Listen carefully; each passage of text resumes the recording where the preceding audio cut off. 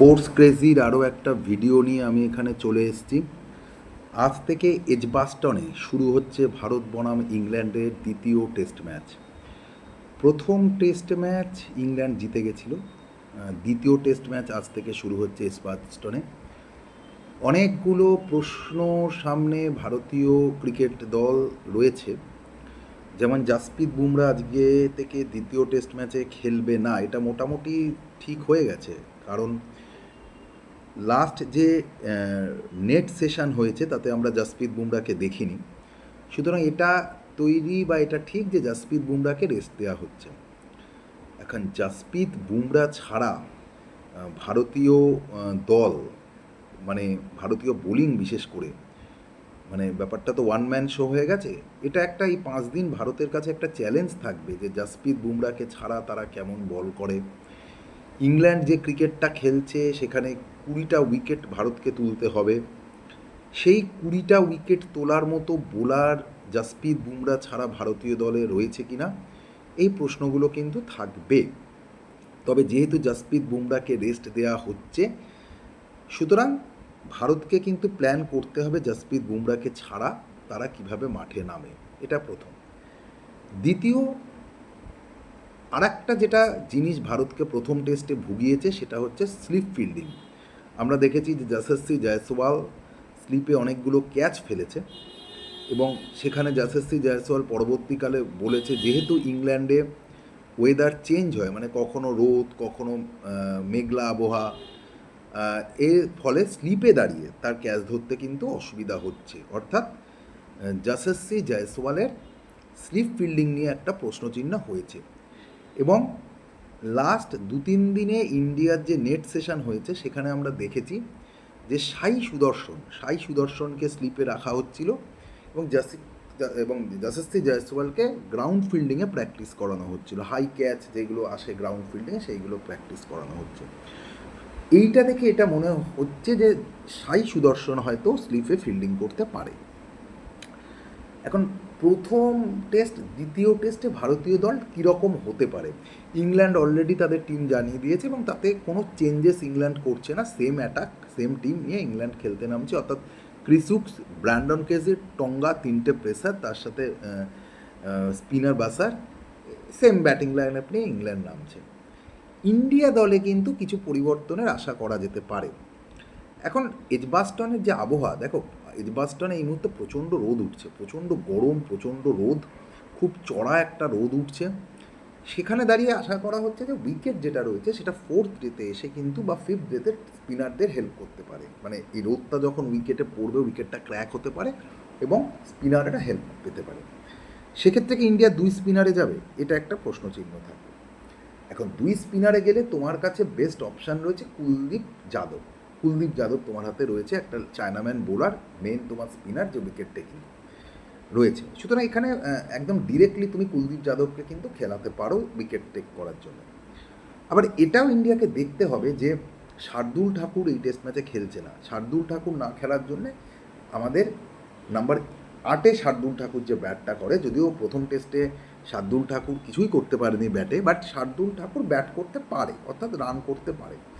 শার্দুল ঠাকুর না খেলার জন্য তোমাকে কিন্তু 8 নম্বরে একটা প্লেয়ারকে নিতে হবে যে ব্যাটটা করতে পারে।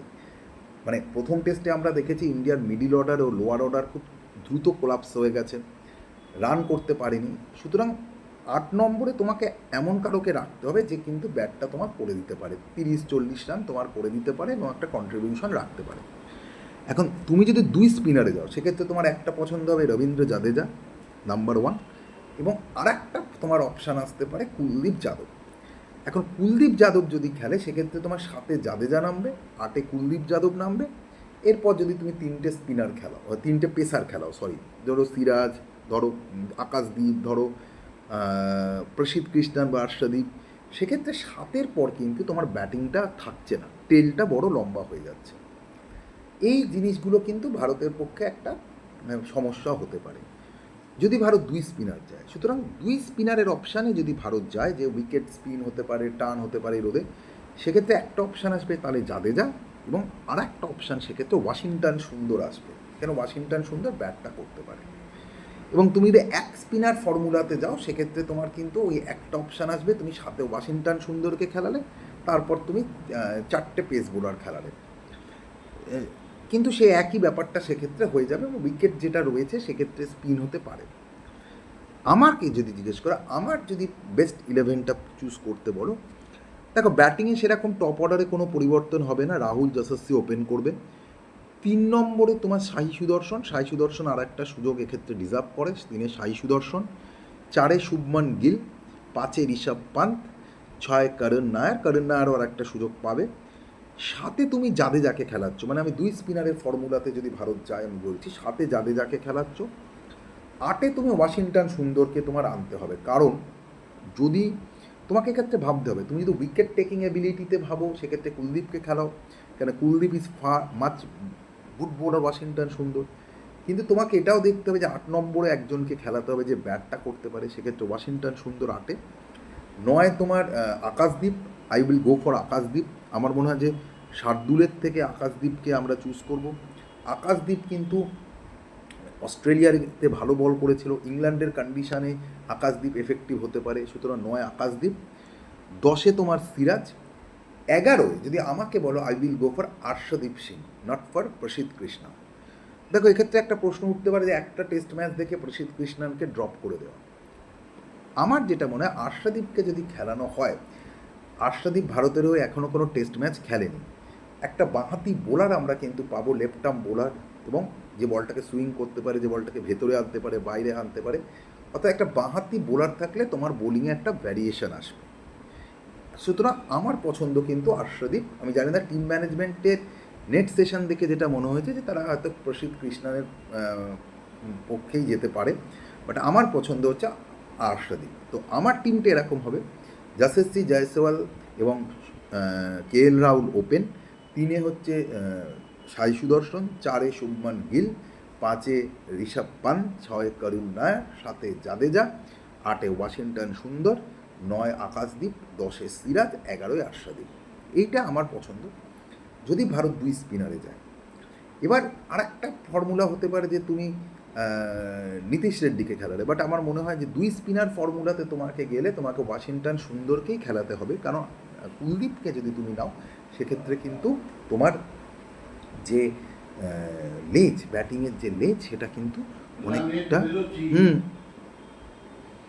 বড় হয়ে যাবে সেক্ষেত্রে।